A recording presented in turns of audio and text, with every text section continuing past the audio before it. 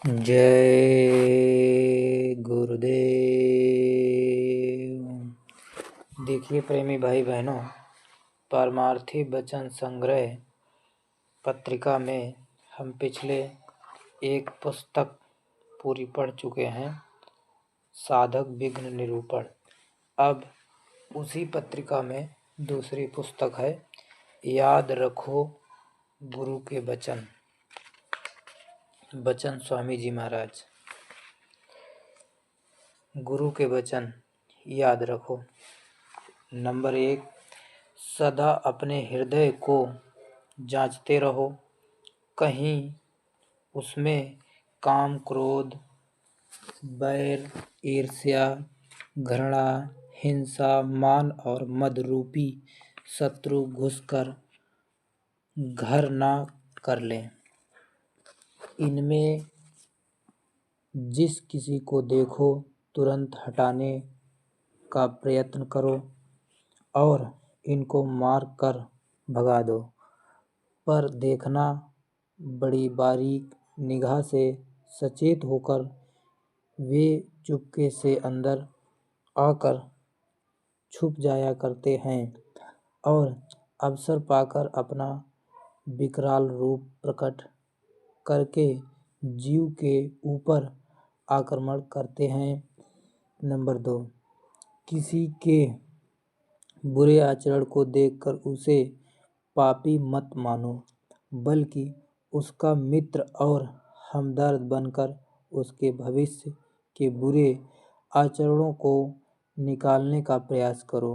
हो सकता है उसे उस पर मिथ्या दोषारोपण ही किया जाता हो और वह उससे अपने आप को निर्दोष सिद्ध करने की परिस्थिति में पड़कर अनिच्छा से कोई बुरा कर्म कर लिया हो, परंतु उसका अंतःकरण तुमसे अधिक स्वच्छ हो। नंबर 3, इस संसार में सभी सराय के यात्री हैं, थोड़े से समय के लिए एक जगह टिके हैं, सभी को समय पर यहाँ से चल देना है। घर, धन, पुत्र, स्त्री आदि किसी का नहीं है। फिर इन नाफायदार वस्तुओं के लिए किसी से लड़ना नहीं चाहिए। जगत जड़ अपना कुछ भी नहीं है। हमारी जड़ बुद्धि ही हमें जड़ के दर्शन करा रही है। असल में जहाँ देखो वहीं वह परम सुख स्वरूप नित्य चेतन भरा हुआ है। तुम, हम, कोई उससे भिन्न नहीं है, पर यह दृष्टि सबकी नहीं हो सकती। जिन्होंने मन, वचन, कर्म से बुरा करना छोड़ दिया और अंतर अभ्यास करके जिसने अपना शिव नेत्र खोल के प्रभु के प्रकाश का अभ्यास किया, उसी जीव की समनिगाह सबके ऊपर हो सकती है। नंबर 5, पराये पापों के प्रायश्चित की चिंता न कर पहले अपने पापों का प्रायश्चित करो। किसी के दोष को देखकर उससे घृणा ना करो और ना उसका बुरा चाहो। यदि ऐसा ना करोगे तो उसका दोष ना मालूम कब दूर होगा। बराबर प्यार भाव करो और समझाते रहो। यदि तुम्हारी समझौती से ना माने तो तुम उससे कम मिलना करो, वह अपने किए का फल आप पाएगा। नंबर 6, प्रभु को साथ रखकर काम करने से ही पापों से रक्षा और कार्य में सफलता होती है। नंबर 7, बैरी अपना मन ही है, इसे जीतने की कोशिश करनी चाहिए। नंबर 8, स्वयं पापों को देखते रहो और उन्हें जो अपने मित्र और गुरुजन हों उनसे कह डालो। यह पाप से छूटने का एक मुख्य उपाय है। जो लोग देवी देवता, राम कृष्ण ईश्वर आदि का सहारा लेकर पाप करते हैं, जो नित्य पाप करके प्रतिदिन कीर्तन नाम आदि से उन्हें धो डालना चाहते हैं, उन्हें तो सदा नीच बुद्धि वाला समझो। उनके पाप यमराज भी नहीं धो सकते हैं। नंबर 10, पाप नाश तो प्रायश्चित या फल भोग से ही जाता है। क्षणिक नाशवान भोगों की परवाह ही ना करो। उनके मिलने या ना मिलने से हानि ही क्या है। दुख सुख सदा प्रारब्ध से आते हैं, अतएव सुख अज्ञानता से भी आ जाता है और दुख ज्ञान से भी दूर हो जाता है। यह भी मत भ्रम करो कि पाप प्रारब्ध से होते हैं। पाप होते हैं आसक्ति से और उनका पूरा फल तुम्हें अवश्य भोगना पड़ेगा। नंबर 12, महाप्रभु परम दयाल पर पूरा विश्वास रखो। उसके विश्वास करने से ही तुम दुख की आपत्तियों से बच सकते हो। जिसको उस परम दयालु प्रभु का भरोसा है, वे शोक रहित, निर्मोह और प्रतिदिन निर्भय रहते हैं। नंबर 13, बड़ाई चाहने वाले ही अपमान से डरते हैं। बड़ाई का बोझा मन से उतारते ही मन हल्का और निर्भय हो जाता है। शरीर का नाश होना यथार्थ में मृत्यु नहीं है। नंबर 14, किसी को गाली ना दो, वृथा ना बोलो, चुगली ना करो, झूठ ना बोलो, सदा कम बोलो और हर शब्द को सावधानी से उच्चारण करो। नंबर 15, औरों की त्रुटियों और कमजोरियों को सहन करो। तुममें भी बहुत सी त्रुटियां हैं जिन्हें दूसरे सहन करते हैं। किसी को पापी समझकर मन में अभिमान ना करो कि मैं पुण्य आत्मा हूँ। जीवन में न मालूम किस वक्त कैसा कुअवसर आ जाए और तुम्हें उसी प्रकार पाप या दुख के कर्म करने पड़े। नंबर 17, यदि तुम समय पर आत्म चिंतन ना कर सको तो कम से कम दिन में 3 बार सुबह, शाम और दोपहर में अंतर अभ्यास टटोल लिया करो, तो तुम्हें मालूम होगा कि दिन भर में तुम परमात्मा और जीव के प्रति कितनी अधिक अपराध करते हो। नंबर 18, धनियों के बाहरी वैभव को देखकर लोग समझते हैं कि यह सब बड़े सुख में जीवन व्यतीत करते हैं, पर तुम उन धनियों को देखकर भूल रहे हो। धनियों का तुमने कभी हृदय टटोला है? उन्हें गुरु को मालूम है कि धनी दुखियों की अपेक्षा कम दुखी नहीं है। दुख के कारण और रूप भिन्न भिन्न होते हैं। नंबर 19, स्त्री सुख, धन सुख, पुत्र सुख का कभी चाह मत करो। आशा करो उस परम प्रभु की जो एक बार मिल जाने पर कभी जुदा नहीं होता है। धन पुत्र स्त्री से सुख नहीं है, क्योंकि धन स्त्री पुत्र आज हैं और कल नहीं रहेंगे।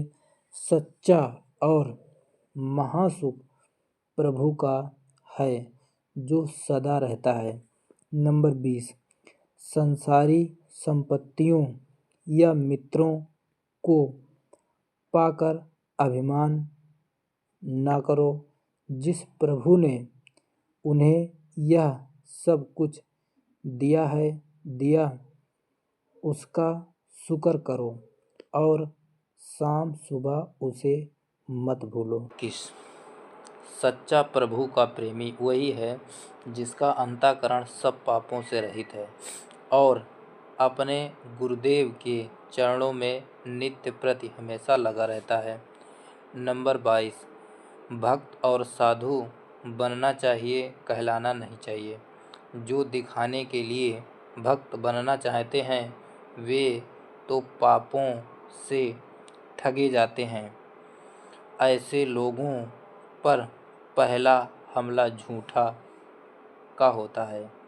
नंबर 23, दुष्कर्मी मनुष्य ही अपने पापों का दोष हल्का करने या पापों में रत होने के लिए शास्त्रों तथा सद्ग्रंथों का मनमाना अर्थ करता है और उससे अपना स्वार्थ हासिल करता है।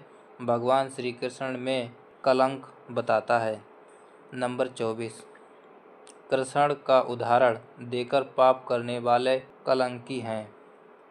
वह शुद्ध चरित्र सदा नित्य निष्कलंक हैं।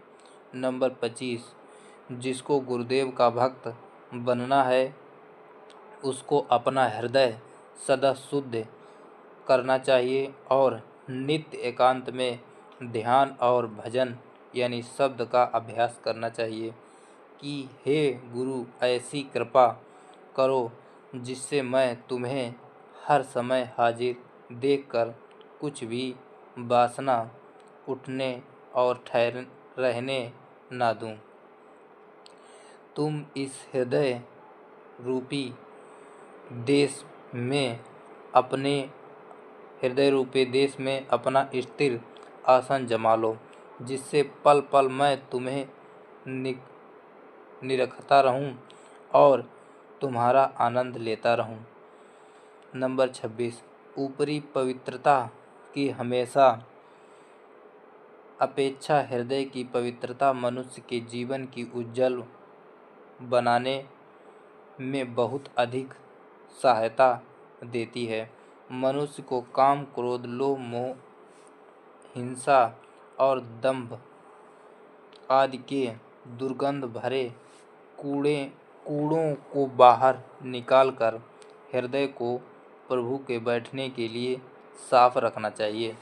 नंबर 27, जब तुम्हारा हृदय कूड़ों से बिल्कुल साफ हो जावे तो तुमको संत साधु से प्रभु की प्राप्ति का मार्ग दीनहीनता के साथ पूछना चाहिए और उनसे भेद लेकर तन मन से साधना प्रारंभ करनी चाहिए।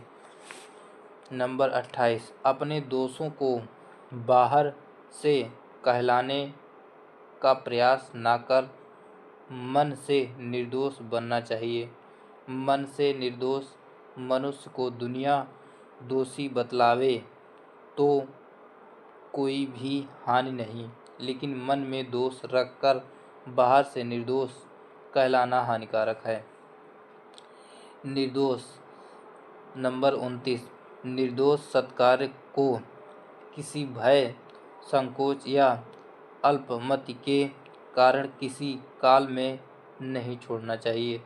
सुकर्म की निर्दोषता उसकी महान उपकारिता और तुम्हारी स्वीकृति, श्रद्धा तथा टेक के प्रभाव से आज नहीं तो कुछ वर्षों बाद लोग उस कार्य को जरूर ही अच्छा करेंगे। नंबर 30, अपने विरोधी को अनुकूल बनाने का सबसे उत्तम और सीधा यत्न यह है कि उसके साथ सरल और सच्चा प्रेम करो। वह तुमसे रुष्ट रहे और तुम्हारी बुराई करता हो तो तुम्हारा कर्तव्य है कि तुम उसका हित की चाहो और उससे बराबर प्रेम करते रहो।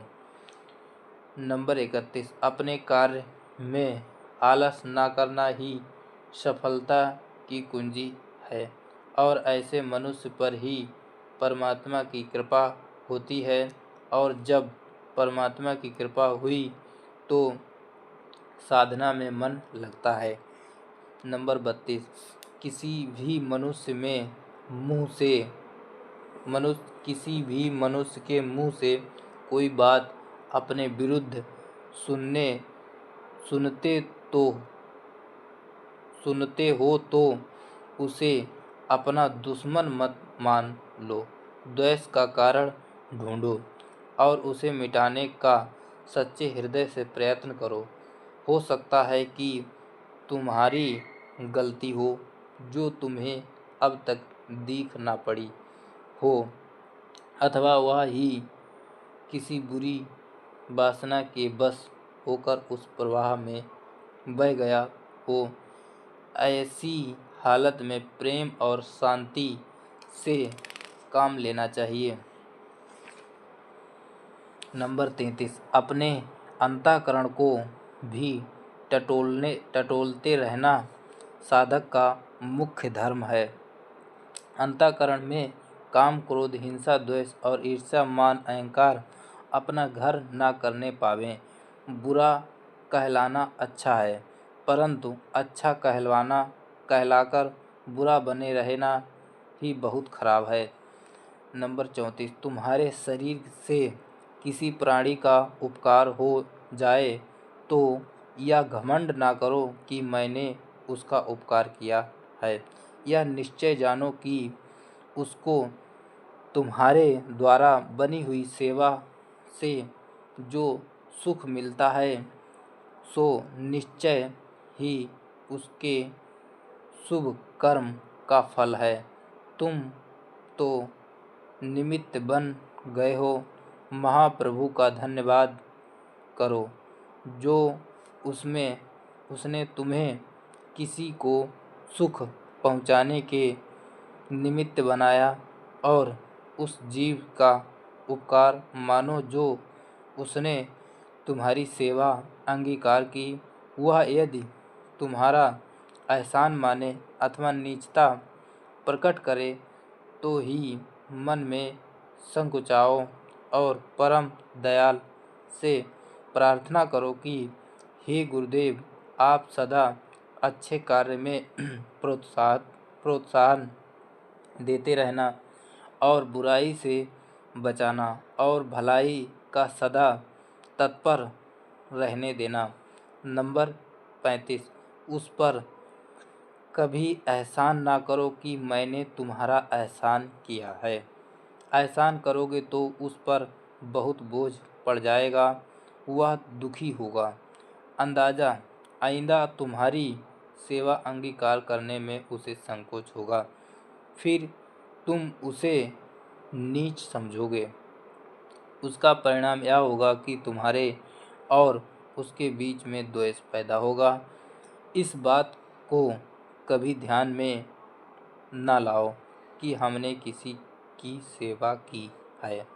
नंबर 36, तुम्हारे शरीर से यदि किसी प्राणी का अनिष्ट हो जाए तो अपने दयाल संत सद्गुरु से प्रार्थना करो और आइंदा होशियार रहो कि इस प्रकार की गलती नहीं करूँगा। नंबर 37, यह बात सदा याद रखो कि यदि तुम्हें जब दूसरे के द्वारा जरा भी कष्ट मिलता है तो तुम्हें अपने हृदय में कितना दुख मालूम होता है। इस वास्ते कभी भूल कर भी किसी का नुकसान न चाहो। प्रभु से सर्वदा यह प्रार्थना करते रहना चाहिए कि प्रभु व हे गुरुदेव, मुझे ऐसी सद्बुद्धि व सद्भावना दो कि मैं किसी प्राणी मात्र जीव को दुख ना दूं और सदैव सबसे साथ सत्कर्म करता रहूं और साध सेवा करता रहूं। कोढ़ी दुखी अपाहिज को देखकर मन में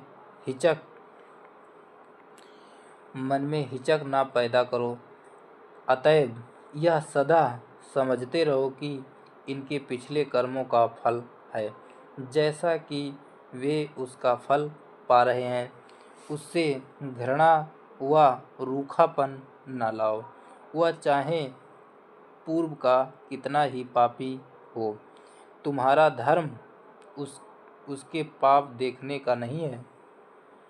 तुम्हारा धर्म भलाई करना तथा सेवा करने का है।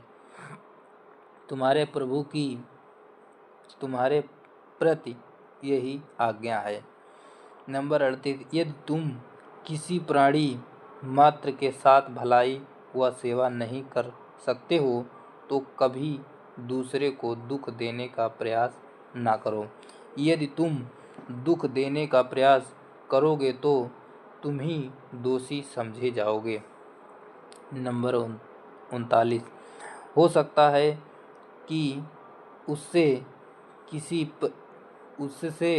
किसी परिस्थिति में आकर भूल से ऐसा काम बन गया जिससे तुम्हें कष्ट पहुंचता हो, परंतु हो सकता है कि अब उसके भीतर पश्चाताप की आग जल रही हो और वह संकोच में पड़ा हुआ है।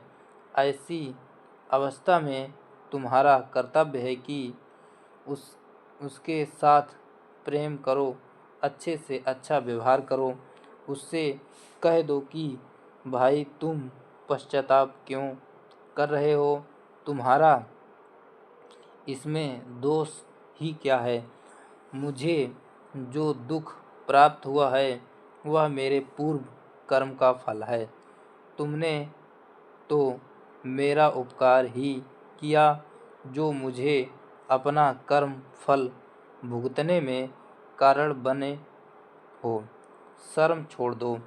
तुम्हारे सच्चे हृदय की इन सच्ची बातों से अपने हृदय की आग बुझ जाएगी। आगे किसी का बुरा न करेगा। यदि तुमको अपनी अज्ञानता बस उसने कष्ट पहुंचाया होगा और बात से उसके मन में पश्चाताप के बदले आनंद होता होगा, तो तुम्हारे अच्छे बर्ताव और प्रेम व्यवहार से उसके हृदय में पश्चाताप उत्पन्न होगा। तुम्हारी भलाई से उसका सिर झुक जाएगा, उसका हृदय स्वच्छ हो जाएगा, यह निश्चय है।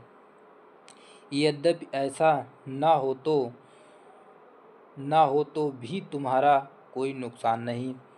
तुम्हारा मन तो सुंदर प्रेम के व्यवहार से शुद्ध और शीतल रहेगा।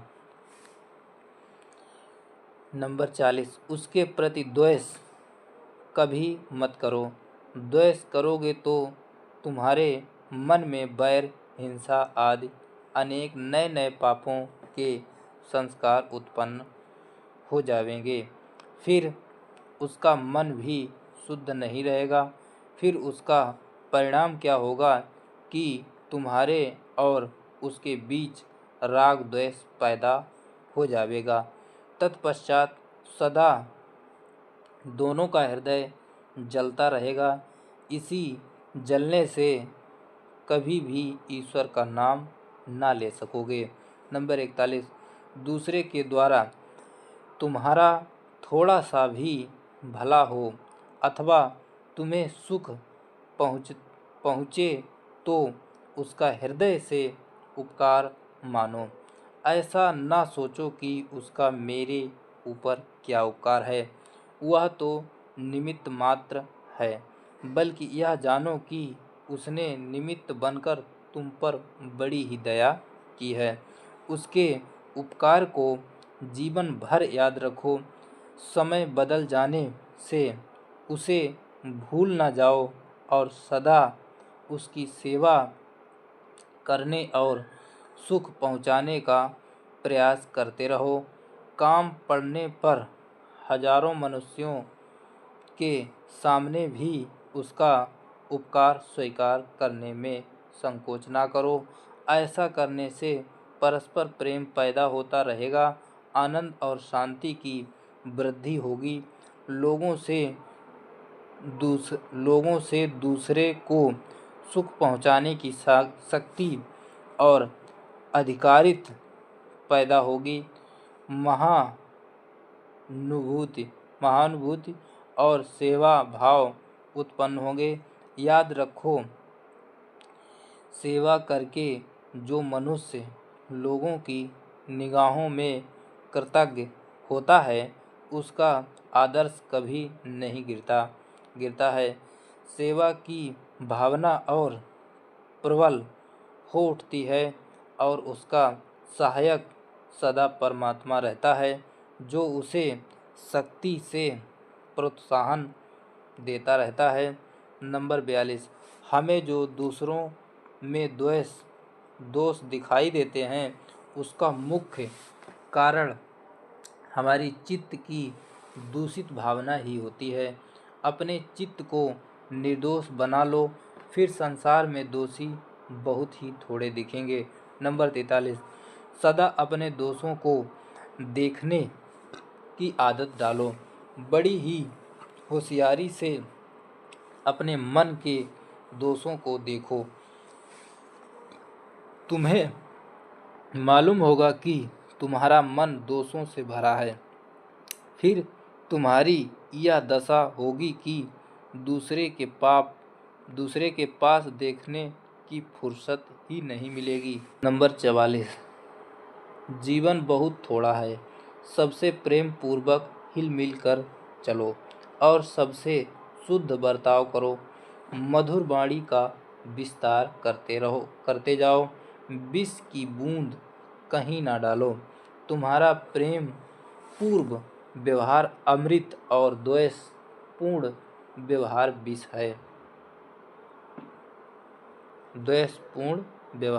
है। नंबर 45। यदि क्षण भर के लिए कोई मनुष्य तुमसे मिले तो अपने प्रेम सरल व्यवहार से उसके हृदय में अमृत भर दो। होशियार रहो, तुम्हारे पास से कोई विष न ले जाए। हृदय से विष निकाल कर अमृत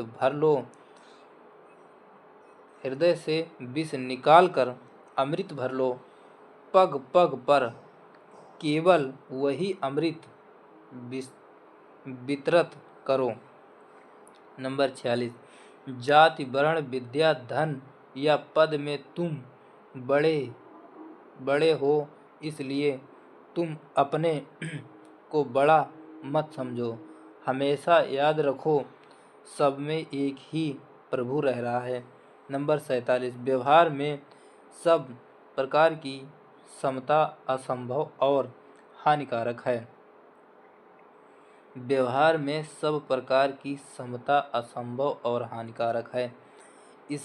इससे व्यवहार में आवश्यकता अनुसार विषमता रखते हुए भी मन में समता रखो।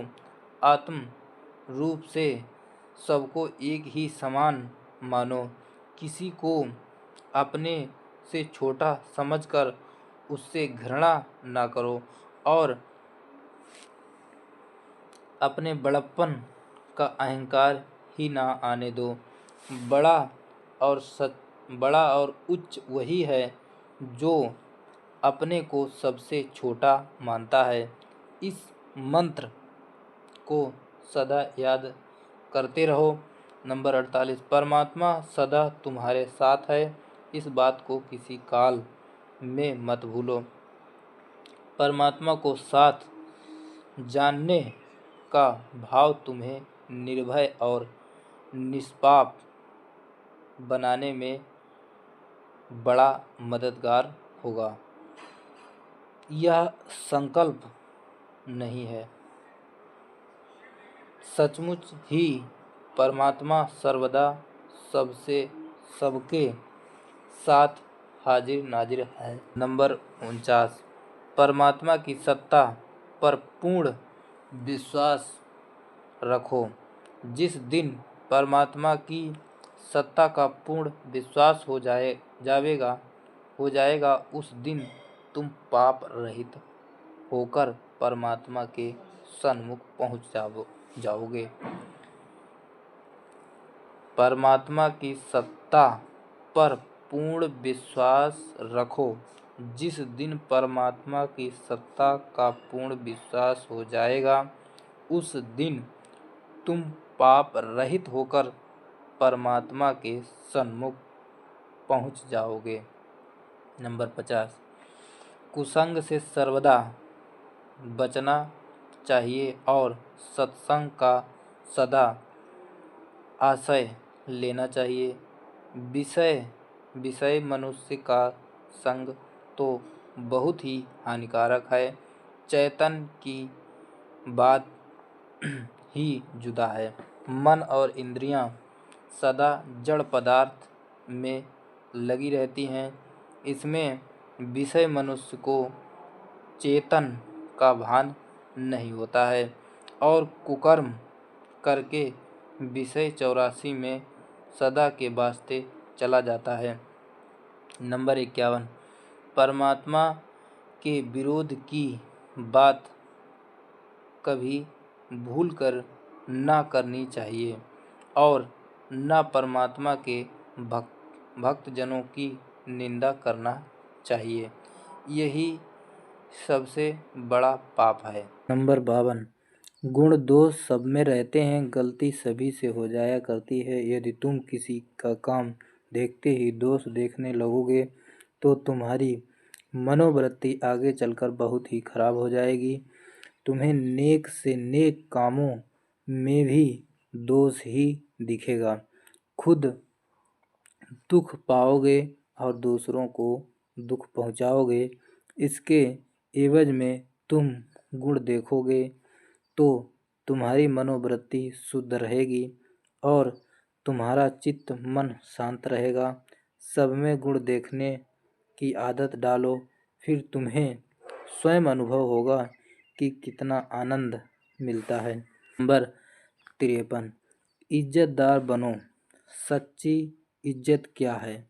पहले इस बात को जानो। अन्याय से धन कमाकर भी धन की वजह से मनुष्य इस दुनिया में इज्जतदार कहला सकता है, लेकिन परमात्मा के यहाँ उसकी इज्जत नहीं है।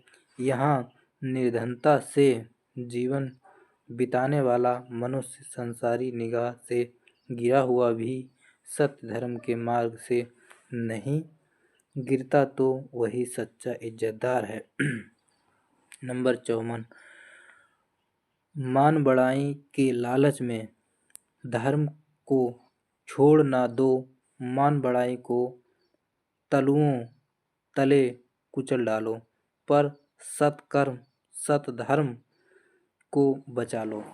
नंबर 55, धन मकान विद्या मनुष्य आदि के बल पर अहंकार ना करो। यह सब पल भर में नष्ट हो जाता है। सत्य बल ईश्वर बल है। नंबर 56, जहाँ अस्पताल डॉक्टर वैद्य अधिक हो वहाँ समझो कि मनुष्यों का शारीरिक पतन हो चुका है। जहाँ वकील ज़्यादा हों और अदालत में भीड़ रहती हो तो समझो कि वहाँ मनुष्य की ईमानदारी खत्म हो चुकी है। और जहाँ गंदे पुस्तक और साहित्य बिकता हो अच्छी तरह समझो कि वहाँ मनुष्य का नैतिक पतन हो चुका है। नंबर 57, केवल दवा और अस्पतालों से रोगों का जाना असंभव है।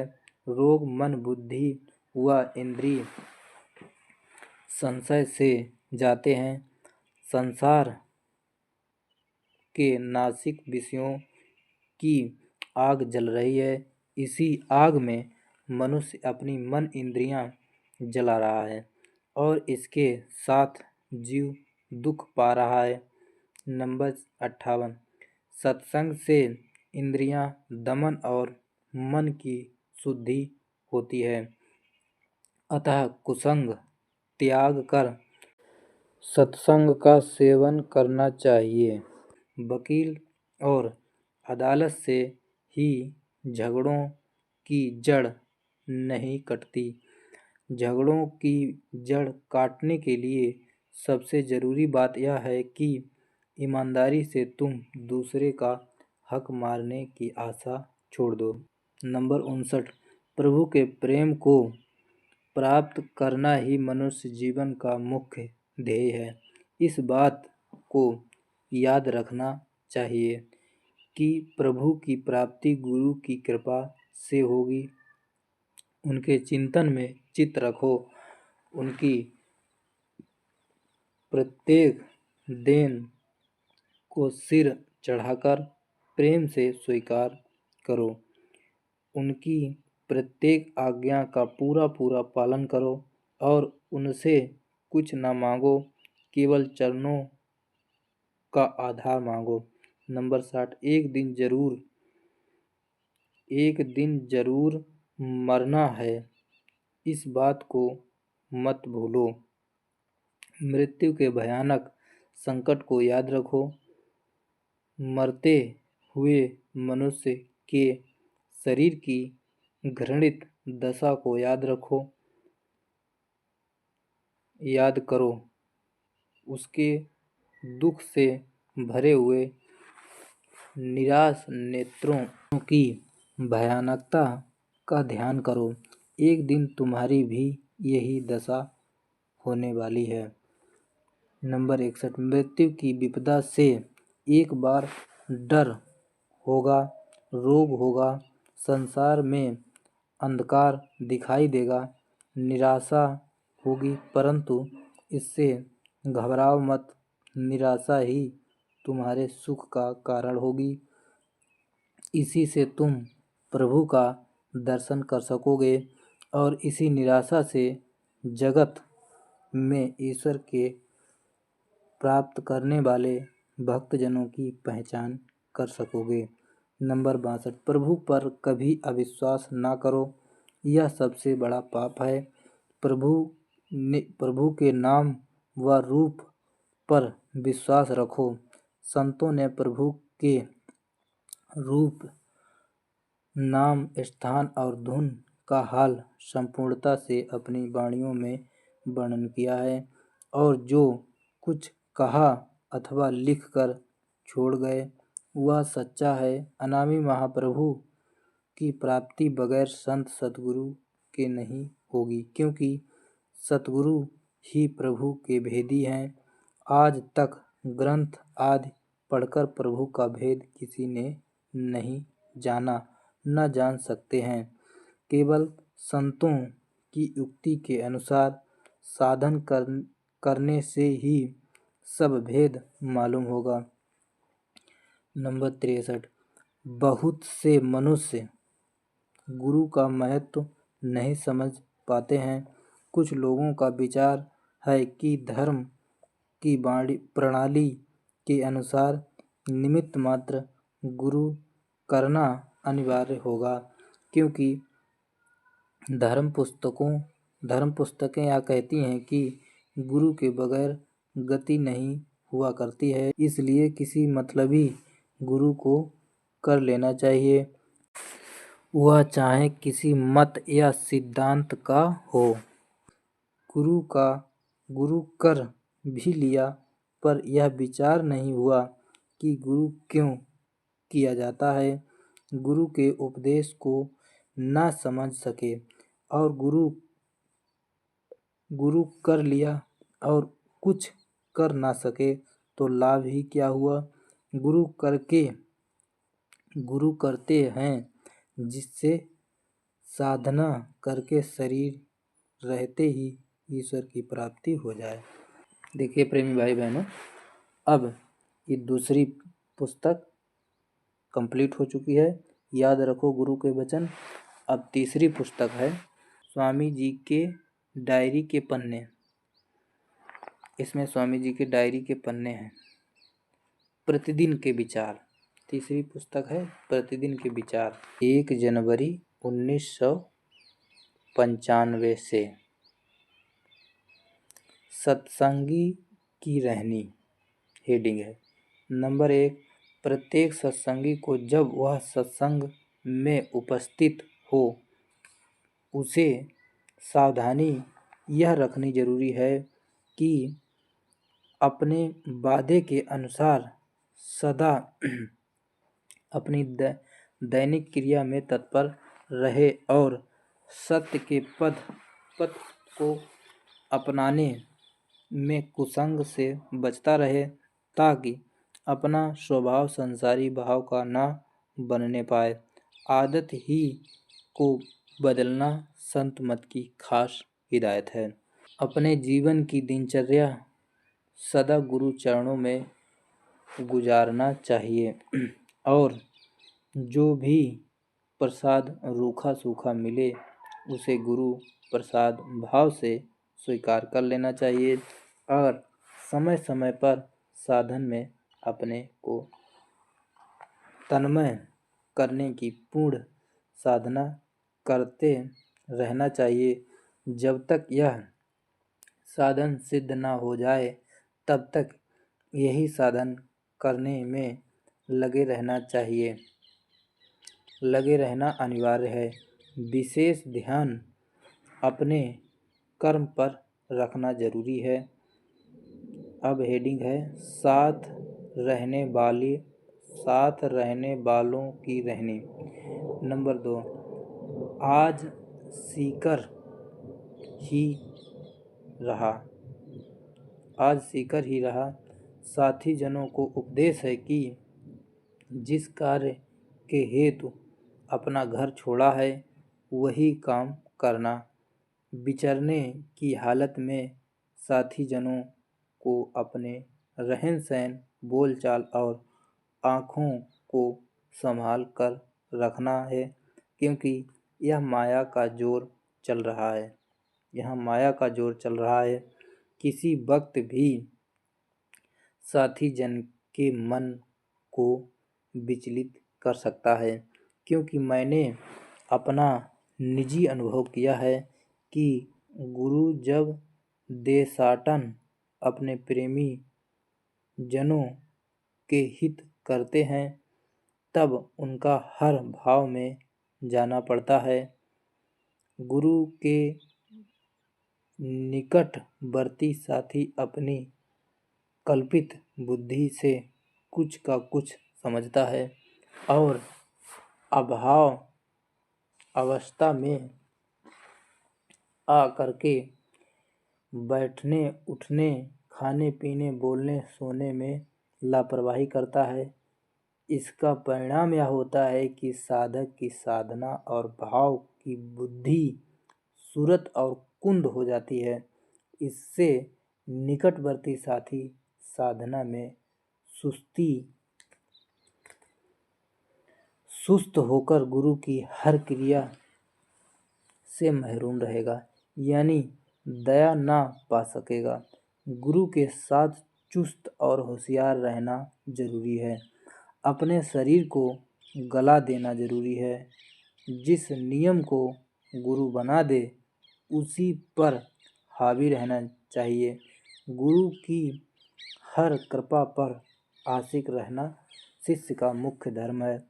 नंबर 3, गुरु की कृपा साथी जनों पर बहुत होती है।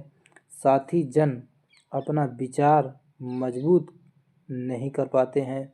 जिन कर्मों के बस होकर जीव को नरकों की असहनीय त्रास पाना है, गुरु इसी असहनीय त्रास से छुटकारा कराता है। गुरु चाहता है कि निकटवर्ती साधक शुद्ध भाव में आकर अचल साधना सूरत की जगाने की करने लगें और अपना जलवा आप देखें, पर साधक किसी न किसी क्रिया का शिकार होकर साधन की मनोवृत्ति बदलकर संसारी भाव की मनोवृत्ति में रमण भ्रमण करने लगता है।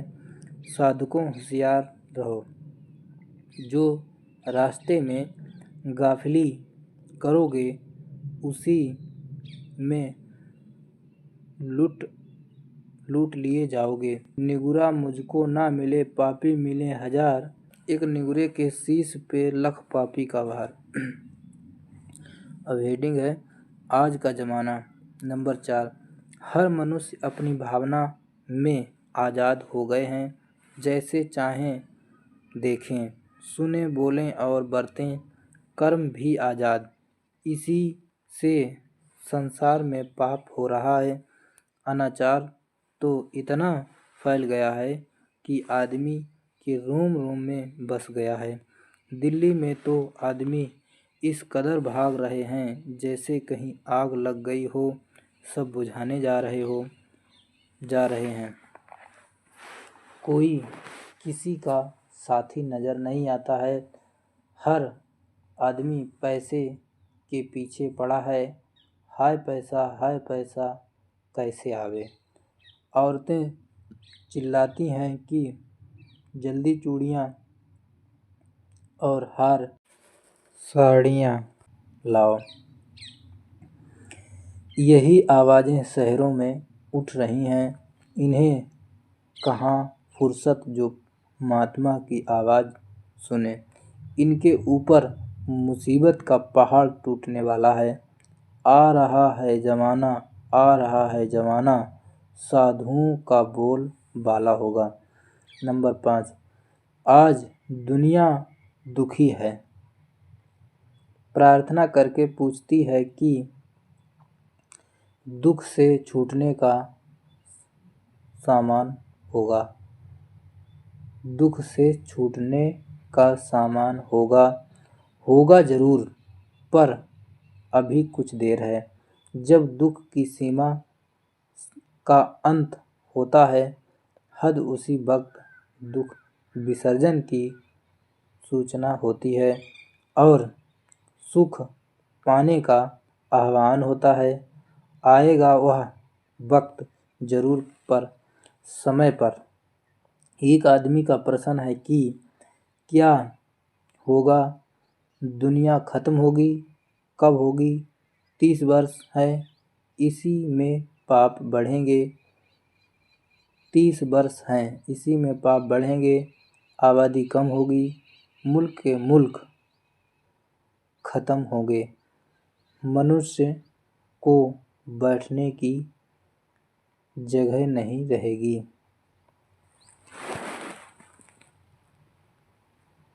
अब हेडिंग है गुरु और शिष्य का संबंध। गुरु और शिष्य का संबंध समझने में लोगों को भूल व भ्रम पैदा होते रहते हैं।